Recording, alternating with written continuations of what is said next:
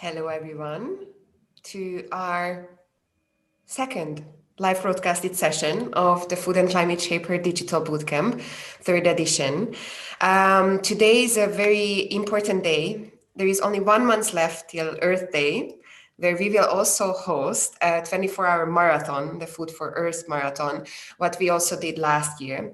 And exactly for this reason, we have today with us Nick Nuttall, who is the Strategic Communication Director of earthday.org. Now, without me taking too much time, I would like to hand over to Nick. Thank you.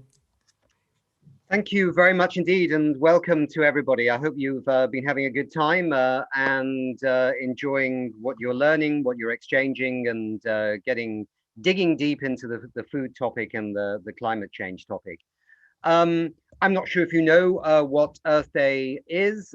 It's a day that happens every year on the 22nd of April, and earthday.org, we used to be called the Earth Day Network.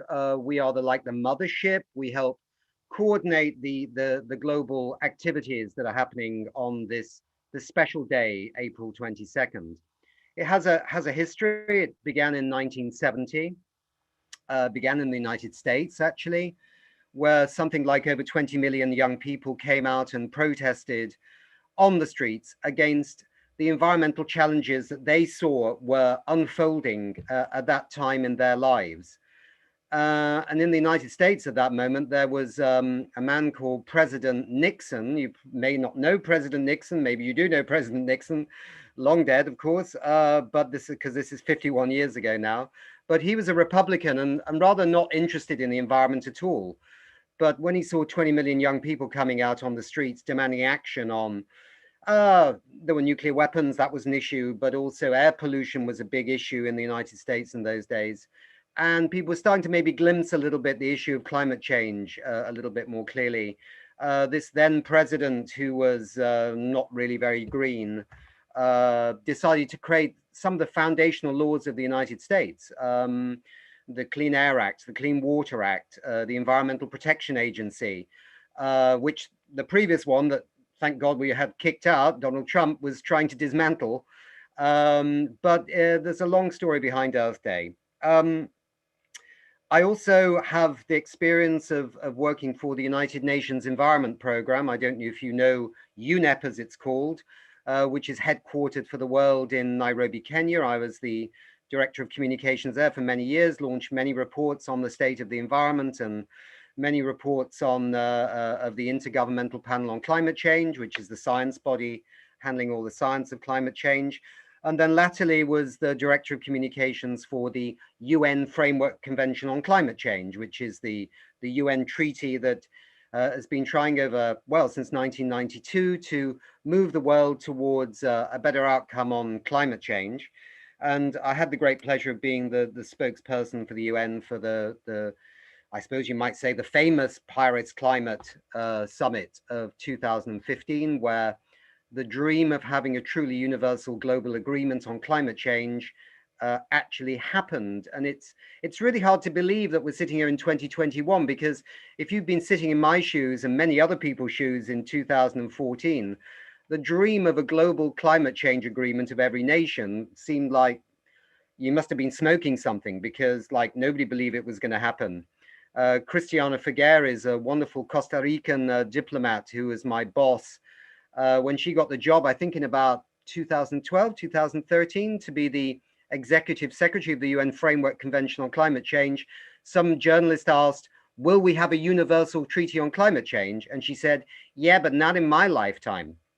So, well, it happened to her lifetime, so something to celebrate anyway. I'm very pleased to be here because you know, you're meeting at a very critical time. We have the next climate change conference happening in Glasgow in Scotland in November. It's a very important time. It's also an important time because we do have Earth Day coming up, and the theme for that on April 22nd this year is Restore Our Earth. And we've chosen that theme simply on the grounds that, you know, we no longer can just protect our planet. We can't just maybe even conserve our planet. We need to actually restore our planet. And of course, that speaks a lot to the food agenda, which I'll come to later. We passed so many limits that we didn't want to pass. that we can no longer imagine just protecting. We need to restore.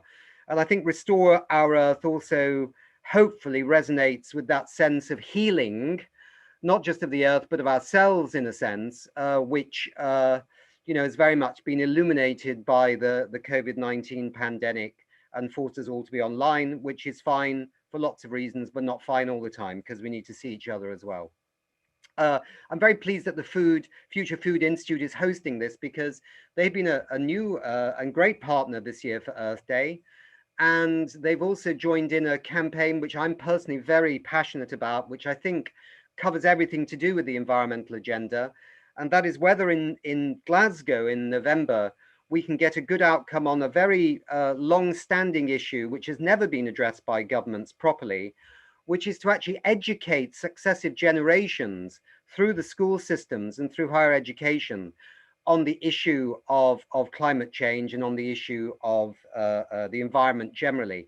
And I'm not just talking about the science, I'm talking about the whole way of generating very active citizens, because you're active citizens, clearly, but we're still faced with the fact that large numbers of people we meet may be more aware of the climate emergency than they were before, thanks to people like Greta Thunberg and many others.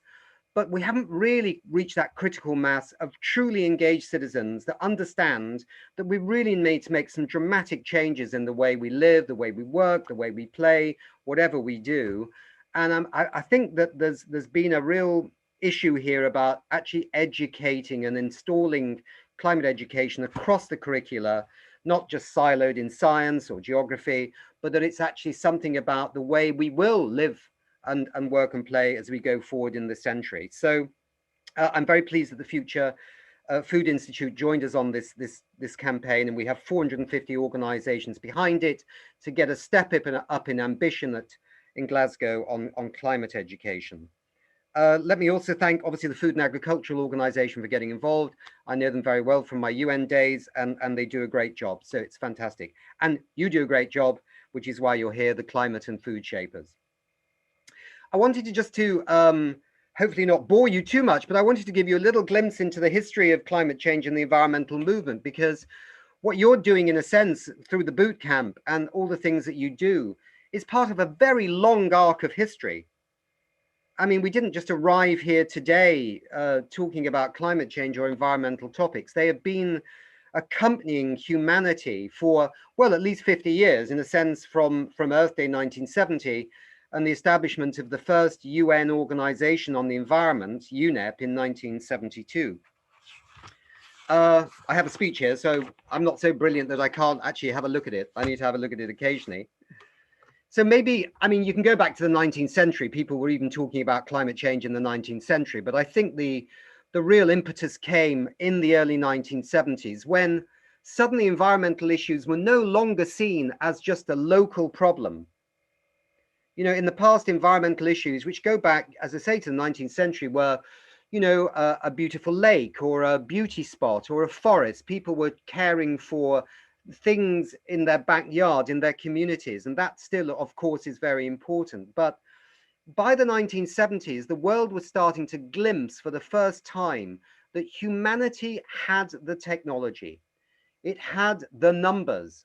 In other words, the numbers of humans alive on this planet growing so rapidly, and all those forecasts going into the 1980s, the 1990s, the 2000s, that some environmental issues were going global. It didn't matter where the pollution was produced. It was actually starting to affect everybody. And that's, of course, at the heart of the United Nations. It does deal with local issues, of course, but its main challenge is to deal with things that are actually very much global, particularly as they relate to the environment. And there were some things that were really starting to bother people. There was the thinning of the ozone layer, that thin protection that we have around the planet of ozone gas. It's really thin, and protecting us from skin cancer and many things like that. And what happened really from the 1970s going up to the early 1990s and beyond was that humanity was first seeing one problem, and then they were seeing another. So one was people slaughtering elephants for ivory. So they created a treaty on endangered species, the trade on endangered species. It's called CITES. So that was a preoccupation very much also of Western countries, right? Save the whales, or this kind of concept bubbling around in the 1970s. So treaties were created on endangered species and the trade in endangered species and their parts. Then we started seeing chemical treaties coming through because you could see that, chemicals were growing in the environment that were starting to affect human health. And by the time we got to 1992, and this was a very important date, the world had something called the Rio Earth Summit. And that was when the climate treaty was born, which I will probably describe as the mother of all treaties. And I'll get to that point in a second. Why is the climate treaty the mother of all treaties? But this was Rio de Janeiro in Brazil, 1992. Does anybody know what had just happened before 1992? Anybody got any ideas? Any Germans around? The end of communism, the fall of the Berlin Wall. There was going to be a peace dividend. The world was going to now invest its time and its money in solving all those issues that had been really growing since the 1970s. We were going to deal with climate change. In Rio, they created a treaty on biodiversity called the Convention on Biological Diversity. And they also created a treaty on land degradation. Funny in the 1990s, right, 1992, because the developing countries, the poorer countries at the time, didn't really see any of these issues as being particularly relevant to them. Climate change was a problem of the rich countries producing fossil fuel emissions. They'd been producing fossil fuel emissions for maybe 200 years. Europe, America, Canada, Australia, Japan, all that development built on the back of the first industrial revolution, producing fossil fuels in the atmosphere. Developing countries said, that's not our problem. We haven't produced those, so we're not really interested in this climate treaty so much.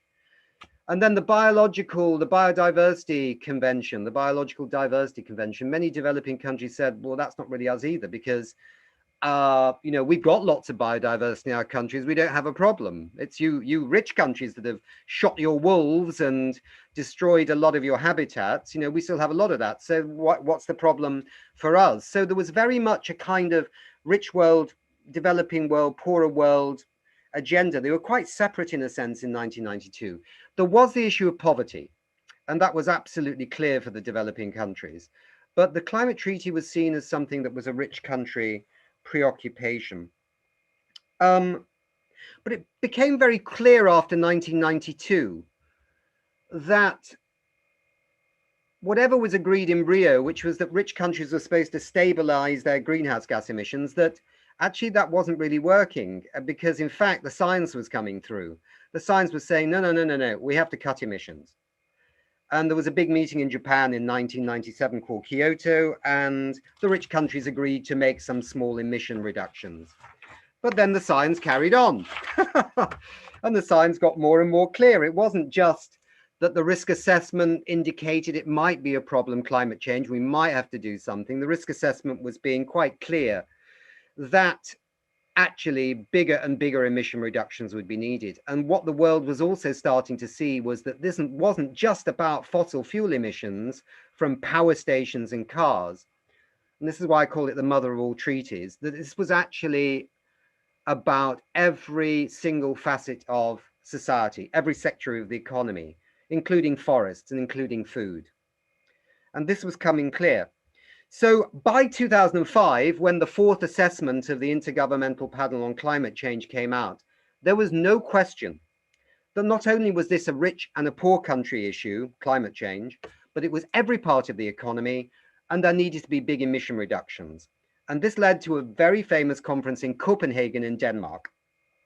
This was when we were going to do it. This was when we were going to solve this problem, and everything would be nicely calibrated. All 8 nations would come together, and the rich countries would take start with deep emission cuts. The poorer countries, depending on whether they were rapidly growing economies or not, would take maybe some relatively small emission cuts because it wasn't primarily their problem, the pollution. But everybody was going to be on board in Copenhagen. And of course, it never happened. It was a disaster.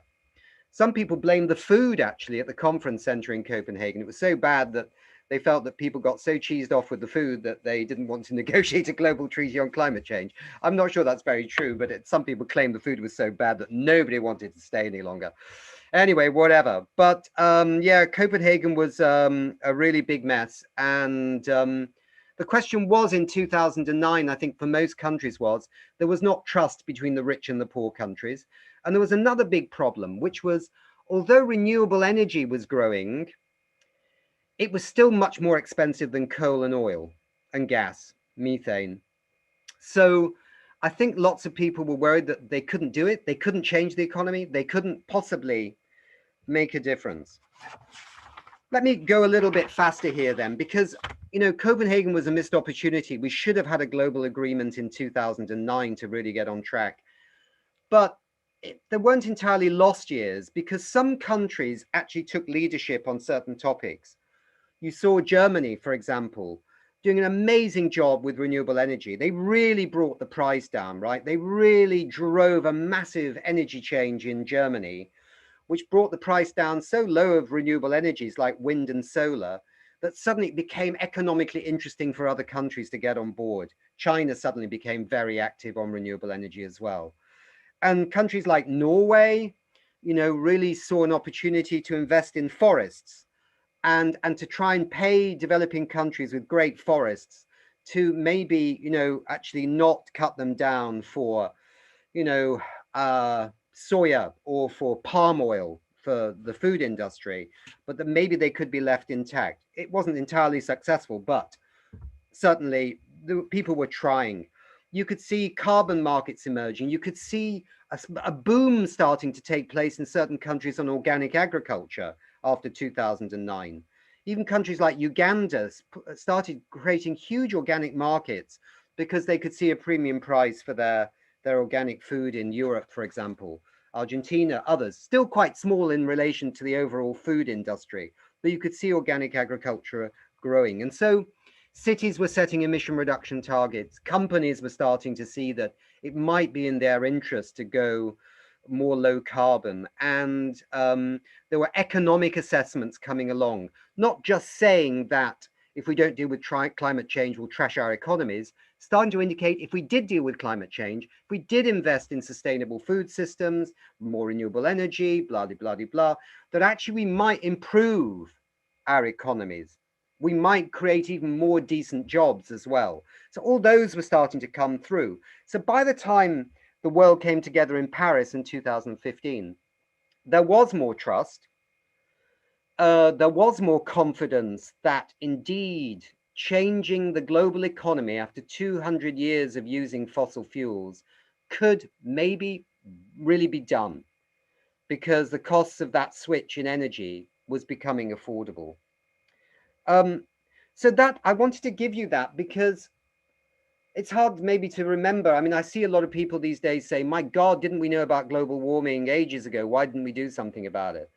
I think it was a really, really phenomenal thing to get the Paris Agreement. Of course, what we didn't know was Donald Trump was going to come along and suddenly, you know, get back into power and then take the Americans out of the game because they'd been actually very positive under Barack Obama. But I think one of the things to always remember is, you know, governments come and go. You get Bolsonaro in Brazil and you've had some crazy people in other places, right? You still got some crazy people in other places too. But the issue of climate change doesn't change. And I think the journey that the world is on is now irreversible. The big challenge is how fast can it go? Because that's now the issue. It's not the journey of a decarbonized future. It's the question, can it happen quick enough? So where are we today? Well, we know that in Paris, what the governments put down on the table, poor countries, developing countries, rapidly developing countries, and rich countries, whatever they put down as their national climate plans was not enough to meet the temperature goal of the Paris Agreement. And there are two goals, as we know. One is well below 2 degrees centigrade rise. We've got to stop that. And one is no higher than 1.5 degrees centigrade. And the 1.5, by the way, has become much more what people believe we have to do. And so everyone knew that what was put down at Paris wasn't the best that people could do, and that there'd have to be some kind of moments in time, roughly every 5 years, when the world would have to ratchet up their ambition. because with the Paris goals, you're looking at maybe the Paris promises, you're looking at maybe a 3 degree centigrade world, maybe a 4 degree centigrade world. And if we get negative feedbacks in the system or positive feedbacks, it could be a hell of a lot worse. We don't need that. We know coral reefs disappear at somewhere below 2 degrees, right? Maybe 1.5, maybe 1.8, we lose coral reefs. And then we lose the fisheries that are associated with them and all the other things. We know that the mighty Amazon rainforest will disappear at something like maybe 3 degrees, 4 degrees, something like that. You don't want to lose the Amazon. You don't want the Amazon to dry out. I mean, you might as well kiss goodbye to planet Earth, right? That plus the DRC, the Democratic Republic of Congo, and the forest they have there. So Glasgow in November is the moment. It should have been last year, but COVID intervened. So this is the moment when the governments have to step up their ambition. So far in advance of Glasgow, 74 countries roughly have increased their ambition of their national climate plans. Many smaller countries, some middle-ranking countries. The EU as well has submitted an increased ambition. Of course, they could submit an increased, even more increased ambition next Tuesday afternoon. Nobody's locked into just increasing their ambition at one moment. So the pressure's on to see what the US are going to do. President Biden will have a big event of climate leaders on the 22nd of April on Earth Day, where he's convening leaders from around the world, mainly the rich countries, but some countries like Pakistan are also coming, their leader. And it's hoped that if the Americans put down a commitment for Glasgow that sees them cutting their emissions by around 60% by 2030, 2030 being another very important date, then this would be a good signal. This would be a very positive move if the Americans can say they're going to cut by 60%. I think what's different about the past as well was it was always governments with the climate treaty, but businesses are really moving, right? You've got about 1,000 large companies right out there, large multinationals who are committed to align their emission reductions with the Paris Agreement. It's called Science-Based Targets. You can look it up. This is verified. It's looked at by an organization out of London. I mean, these countries, these 1,000 companies span 60 countries and nearly 50 sectors. And they have a combined market capitalization of over $15 trillion. So these companies are not small potatoes, right? They've got a market capitalization of $15 trillion. If they push their supply chains, if they push other companies, small and medium-sized companies, to follow this science-based targets, that's very healthy. Over 50 big cities are committed to the Paris Agreement. And there are many, many more medium-sized cities around the world. Cities like Mexico City, Milan, Houston, Rio de Janeiro, and then in the States, even under Trump, many of the states in America are moving. California, obviously, they're the 6th largest economy in the world if they were a country. So it wasn't just that everything was lost with Trump. He slowed things down, but he didn't kill the deal. There are some big areas of some sectors, though, which I have to say are probably standouts as being a real problem. Food is a real problem, right? We know that the emissions from agriculture are not going in the right direction. That's something that really has to be addressed very swiftly and very urgently. I mean, you can look at where it's going well. It's going well with renewable energy, right? Renewable energy is doubling every 4.4 years all around the world. And that's a bit like what happened with computers, doubling every 2 or 3 years in terms of their capacity. That's what's happening with renewable energy. It will deliver the Paris Agreement in terms of energy. It's absolutely clear. Electrification of transport is now suddenly starting to really take off. The fossil fuel engine car is being banned. Fantastic. It will be gone. It'll happen faster than you think. I'm absolutely sure. But food is a big problem. And anything to do with the natural world, forests is really behind the curve. We really have not got a grip on forests. We've not got a grip on soil loss, land degradation.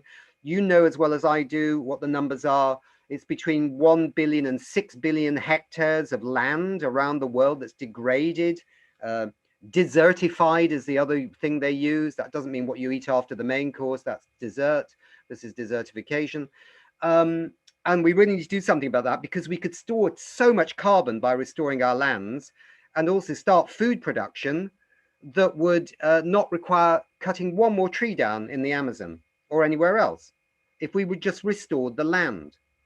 And I think that's a big challenge. The other place that's really a mess are buildings. Buildings are still producing nearly 38% of global carbon emissions, stubbornly not changing. Some improvements with like digitalization of buildings, some improvement with light emitting diode lighting systems in buildings. Now that's going really well, but we are building more and more buildings around the world, and they are not coming down in terms of emissions. That's a real big opportunity that needs to be grasped. So just a couple of things. I think one of the big things, of course, is going to be finance. And I'm coming to the end of my speech in a sense, but I think finance has to really start flowing into the green economy, into the decarbonized economy. It's amazing, we live in a world that has never been richer, despite COVID. It's never been richer.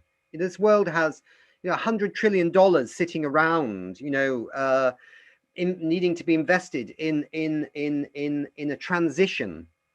And yet so much money is sitting on the sidelines, just waiting for what's the next big opportunity. And we need governments to really regulate the banking systems. They need to regulate the stock markets more. They need to bring in much more positive incentives for investors to invest in the things that really matter, which is a green transition, in a decarbonized transition. And there are pension funds and others with trillions of dollars moving in the right direction. If we can get more to move in the right direction, then I think we can crack it in terms of food systems and buildings and all the other things like forests that are well behind the curve. Finally, let's just get back to food, because I know that's your main topic. Let's I don't want to leave that alone. I mean, I think that is one of the greatest subjects for any campaign, one of the greatest topics to connect people with all these challenges. I think that. When I was at UNEP, we launched a campaign in 2012 called Think, Eat, Save, Reduce Your Food Print. Not footprint, but food print. And the Food and Agricultural Organization was involved in that. I was leading the comms in UNEP for that. This was, a campaign that we dreamt up. And I couldn't believe the number of different kinds of people that connected with that campaign. From celebrity chefs to ordinary people, to food banks, to women's groups, to those people who are trying to stop food wastage in Africa and other places, where it's more a question of bad supply systems and bumper harvests coming within a space of just a couple of weeks, and then the local people can't sell it because they've got too much food, and then they're starving later in the year because they couldn't actually save the food in warehouses or other places to eat later. And I think what we're talking about here, this is my phone ringing, by the way, I'll just tell it to go away. I think what we're talking about are lifestyle changes here, just as much as we're talking about the science of climate change and the science of food. And if you read the UNEP GAP report, which is really good, from 2020, the last one, it's one of the Bibles about where we are with climate change. Always have a look at the UNEP GAP report. It's very well written. Last one was 2020. They said that when it comes to lifestyle changes, there are three big areas of personal emissions. Personal emissions, yeah? You, me, and everybody else in the world. And of course, they vary depending on where you live. But they are mobility, how we get around. They are our homes, so I talked a bit about buildings before, and they are food. And they are 60%. Our personal emissions are something about 60% of the global challenge on climate emissions, and about 20% of those roughly are the food challenge. You can see different numbers on food and things like that, but roughly in terms of personal emissions. So we can all do a lot about it. We know that. And we know a third of all the food's wasted. We know that's crazy. We know if food wastage was a country, it'd be the third largest emitter. Those numbers were the same numbers in 2012 when we launched Think, Eat, Save, Reduce Your Food Print. They haven't really changed very much. They've changed in a few countries. actually the UK where I'm from has done quite well on food waste. So I think you've got a lot to do, and a lot of things which you can do, which will make a big difference to the climate change challenge. And my last point is getting back to education again and getting back to activism, because you can do a lot in terms of your personal activities, but we do need governments. You know, we can't do everything as citizens. You know, we can't actually reduce all the emissions from our food, because there are still problems in government policy. There are still stupid things going down, sell by dates on food or whatever you want to look at, which are all about, you know, government policy. So I really think whilst you're hopefully going out and campaigning on the food issue and doing things on the food issue, you also tell people to become active citizens at the ballot box. Because we need to get to the point where we vote out people that have got stupid policies and are damaging our world and our futures. Not my future, because I'm quite old, but you look all very young. Um, but we need governments to basically adopt the right policies. And then that will allow us to unleash our potential as individuals and as communities to also make a difference. So thank you very much. Thank you for listening to me. I hope that wasn't too boring. I was a bit nervous about talking for even 20 minutes on a Zoom call about climate change. But thanks very much for your attention, and I'm happy to take any questions. Thank you, Nick. It was definitely not boring. Thank you. Yeah, happy to take, do I take questions verbally or do I take them in the chat? You've just, I've frozen or you've frozen, Julia? Have I frozen? No, Julia's frozen. Camilla hasn't frozen. Svetlana has definitely not frozen. You've got a San Francisco bridge behind you, Svetlana. You're not in San Francisco, are you? No, okay. No, I'm not. I'm close by, though. Ah, okay. I spent 6 happy months in San Francisco in 2018 running the comms for something called the Global Climate Action Summit, which is another part of this long story. So, questions? Anybody?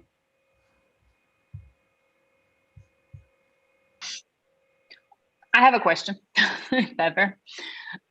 So I think we're very around. Like I'm running a network. It's called the Social Gastronomy Movement, and we're really focused on the human-centered solutions. And it's a social.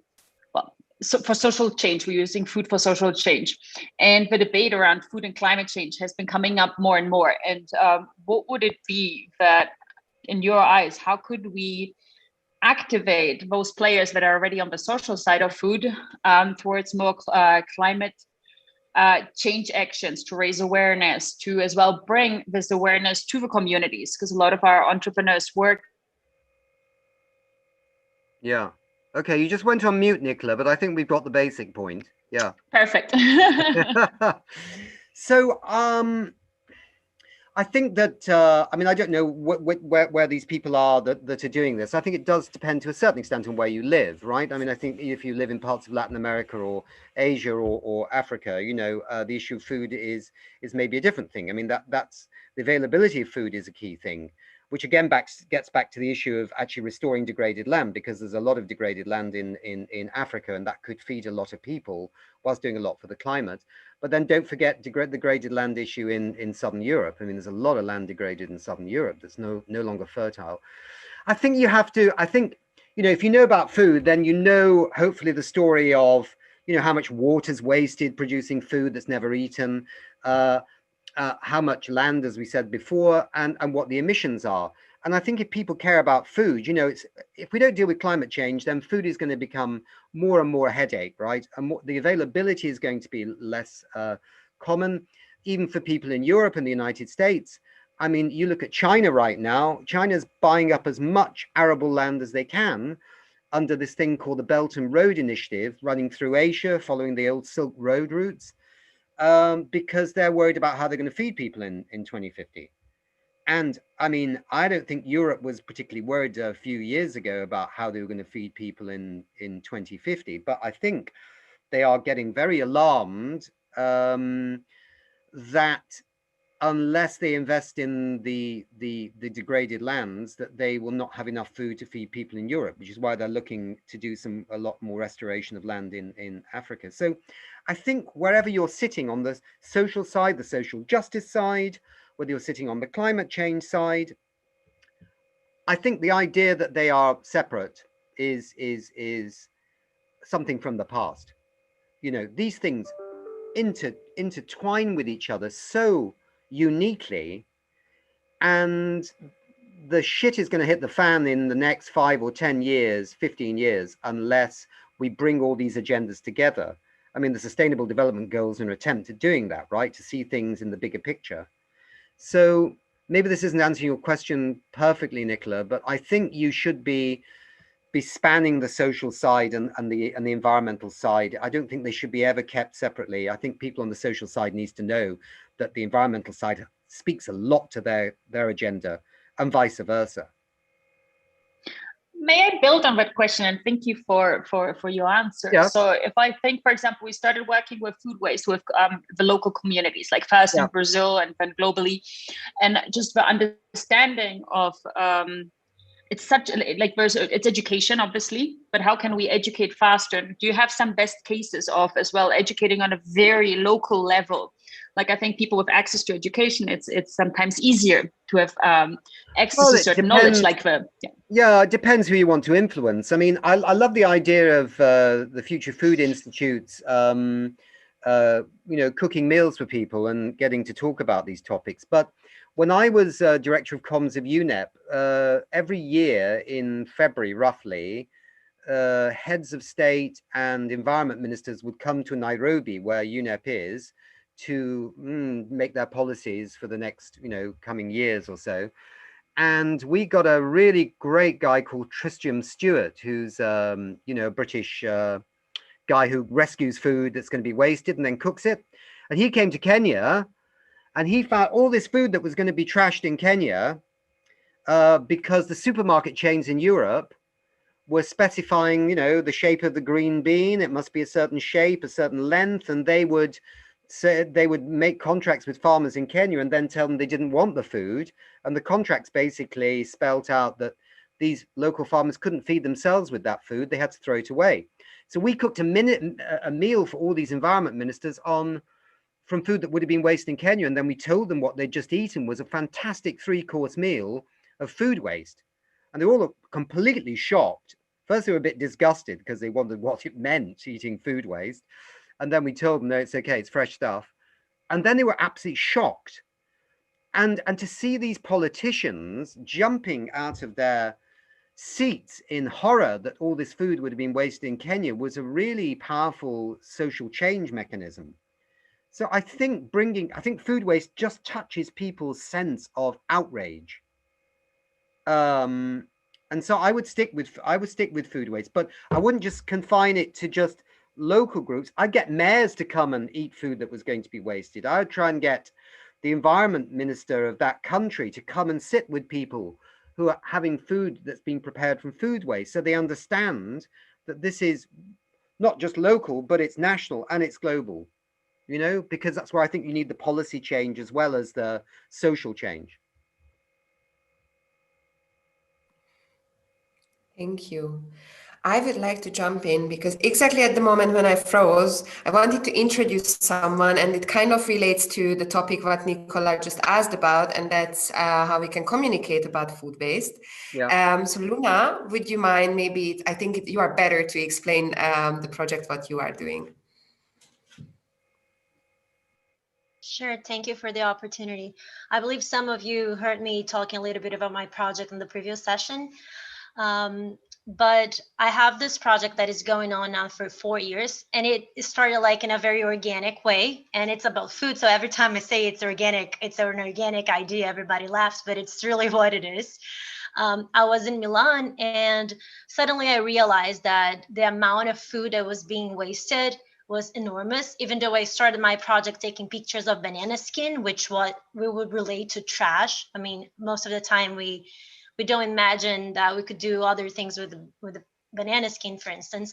Mm-hmm. And it's not that I take the banana skin that I find in the ground and I take home and I use and I repurpose it for food. Obviously not, but I found another way, an artistic way, in terms of an expression, just so I can tell people that, okay, maybe you don't know exactly what to do with it because you don't know how to cook or because you're not creative enough, but here's my way to contribute in this crazy universe in a way that will make people maybe think that there are other things that they could be looking more in their environment and be more resourceful, more creative about.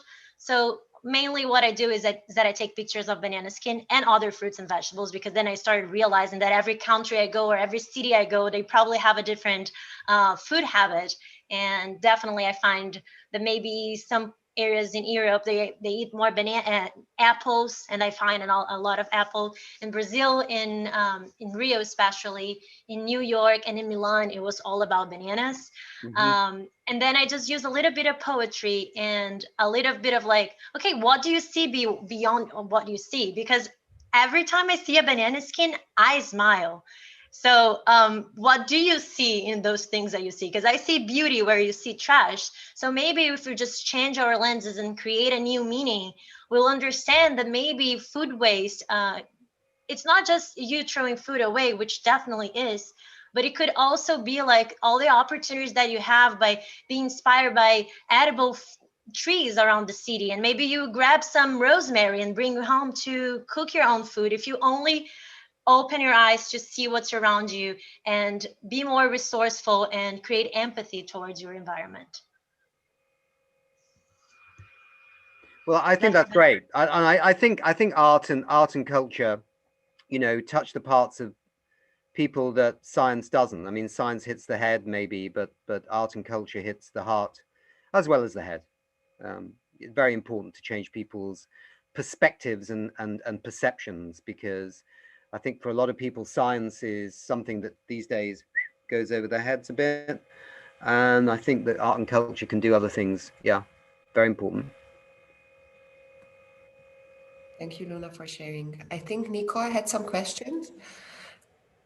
Yeah, hi, Nick. Thanks so much for your really rapid fire, high level talk. So I'm going to actually keep this on a high level as well for the question. So something that countries can do, apart from obviously signing on to global climate treaties, is declaring a climate emergency. And, you know, I know we have President Biden now in the US, but the US still hasn't declared a climate emergency. So I'm curious what you think the missed opportunity is there, or if you think this is, I mean, with climate change, I think it's like a yes and kind of a situation, like bring it on, all of the solutions, but what are we missing by not declaring a climate emergency? I think by not declaring a climate emergency, you're not, you know, in a sense, being honest to your citizens, because I think that by declaring a climate emergency, you're at least drawing a line in the sand saying this is a bit of an emergency, because it is an emergency. I mean, we have now less than 10 years to actually halve our global emissions. And if we don't do that, trying to get the Paris Agreement, which is all about trying to save every one of us from a very dystopian future, you know, it's not going to happen unless we really get our emissions halved by 2030. So a climate emergency is a kind of honesty, and I don't think there are very few governments that really honestly inform their citizens about where we actually are on this journey. Sure, there's a lot of cool things happening that I would never have thought of. You know, I used to be a journalist on the Times newspaper in London in the 1990s, and a unit of solar power was about $50 a unit of electricity. It was a bit of a laugh, you know, and countries in Africa used to get very upset when Germany would say, well, we'd like to help you install wind turbines, and they say, you have nuclear power and coal-fired power stations, you want us to have windmills? I mean, we've gone beyond that, which is fantastic, right? Everybody gets it now, but no government's been really honest about what a catastrophe climate change will be if we don't deal with it. So a climate emergency is a way of articulating at least the sense that we understand it is an emergency.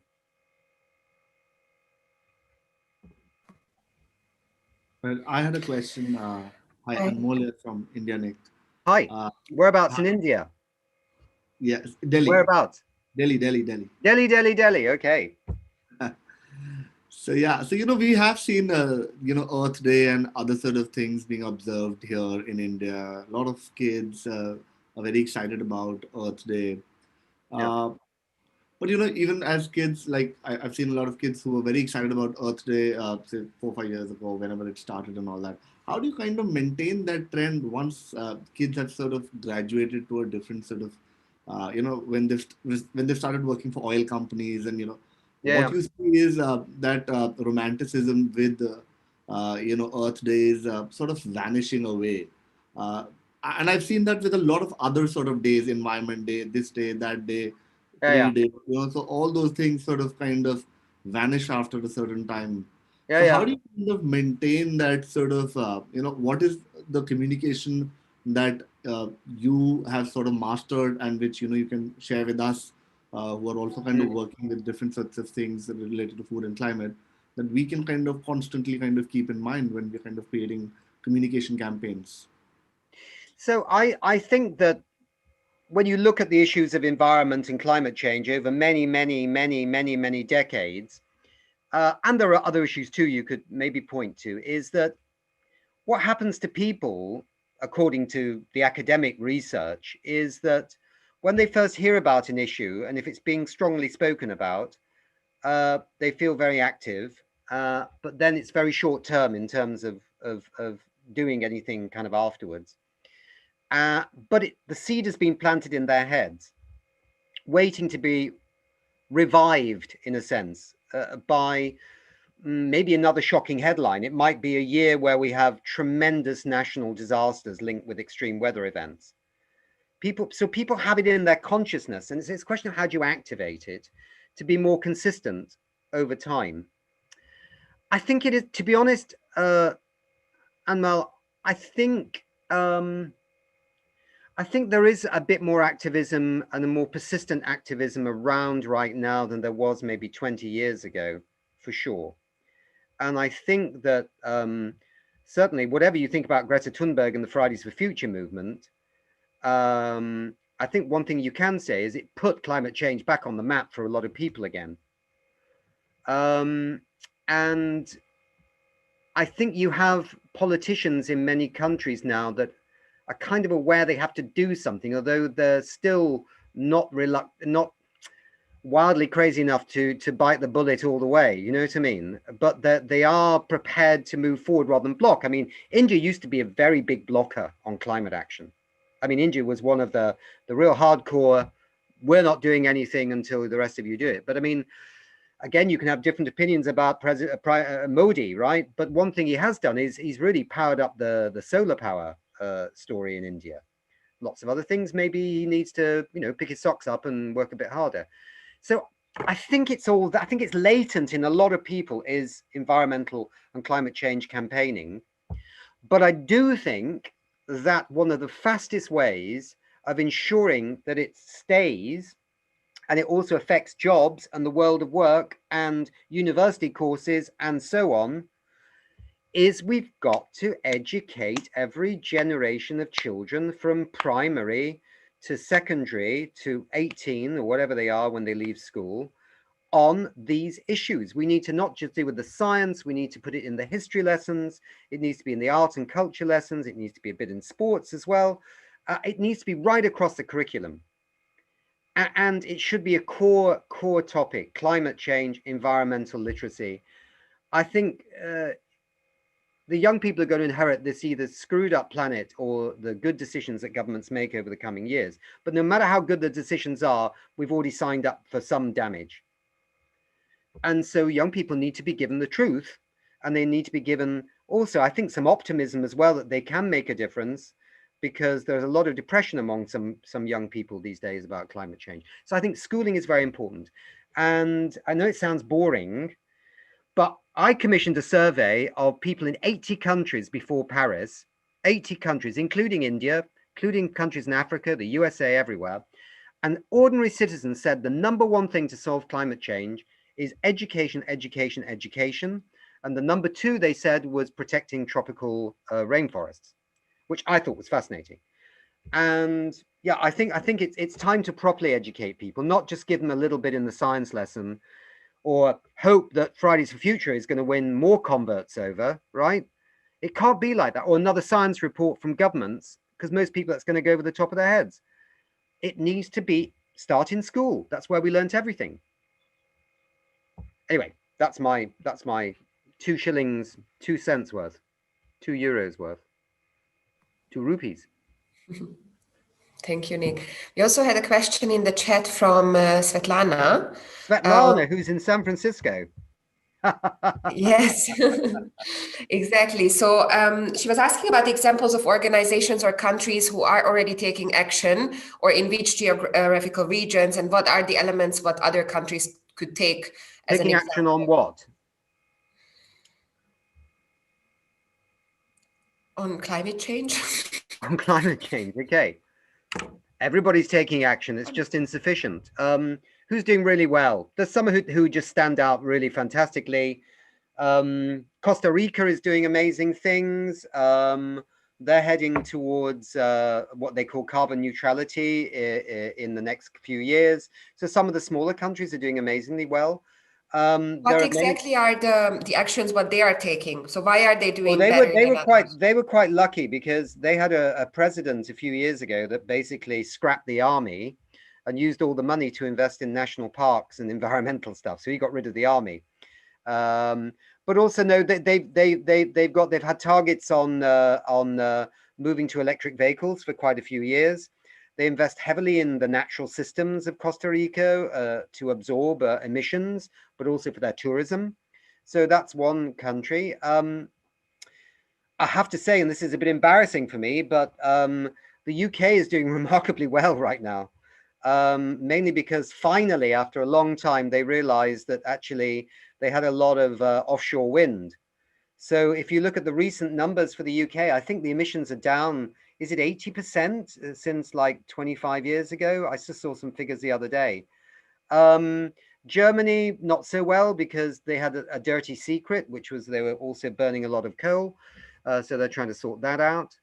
Some of the small islands, you can point to any of the small islands in the Pacific or other places are doing well. So I think everybody's doing something, right? Everybody is moving forward, but nobody, you can't hold one person up and say, wow, they have solved the whole problem. Maybe Costa Rica could be a poster child. Norway, yeah, Norway's doing really fantastically well. The electrification of cars is going fantastically fast because they have hydroelectric power, so they can generate the electricity very easily.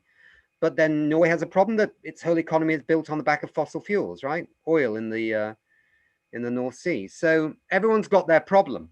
That's the whole point. Everybody's got a problem, but everybody has to be part of the solution, and it can be done. And I think the best story of all is to see the profits of the oil companies. And Noel mentioned the oil companies, right?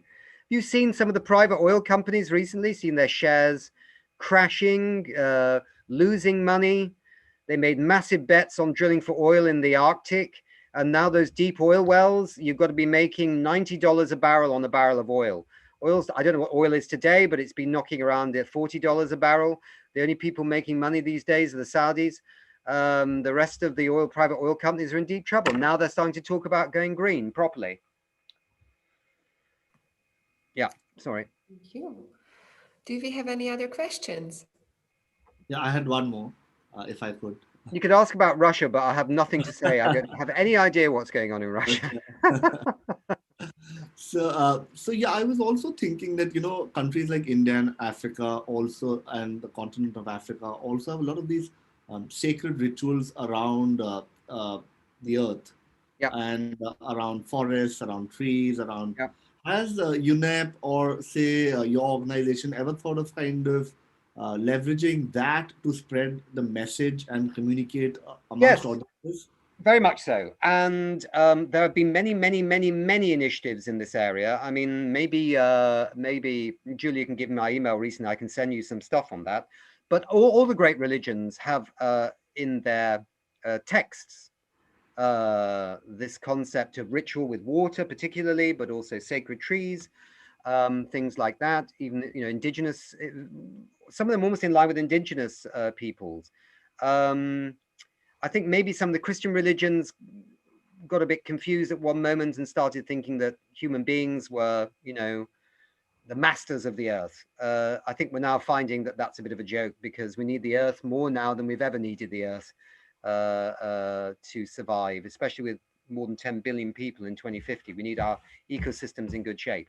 But I mean, the Pope, I mean, I'm not a Catholic, but the Pope was absolutely fantastic before the Paris Agreement.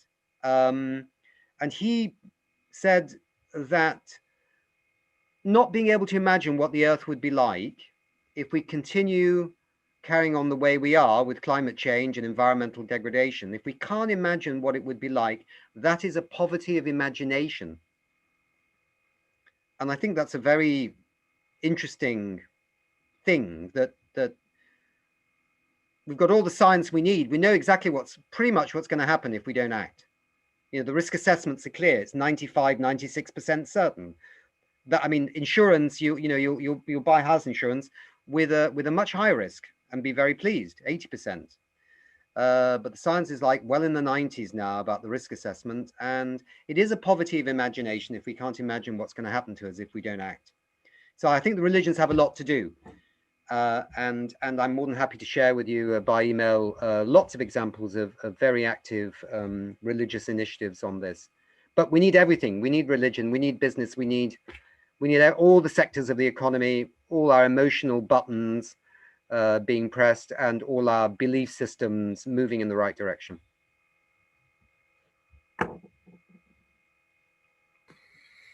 Thank you so much, Nick. I think we can call them great closing words for this session. Thank you for joining the Food and Climate Shaper Digital Bootcamp, 3rd edition, and sharing your experiences and insights with our cohort and also with the wider audience.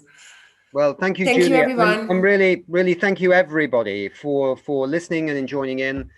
I really appreciate the time that you've given me to talk, and I hope everything goes well.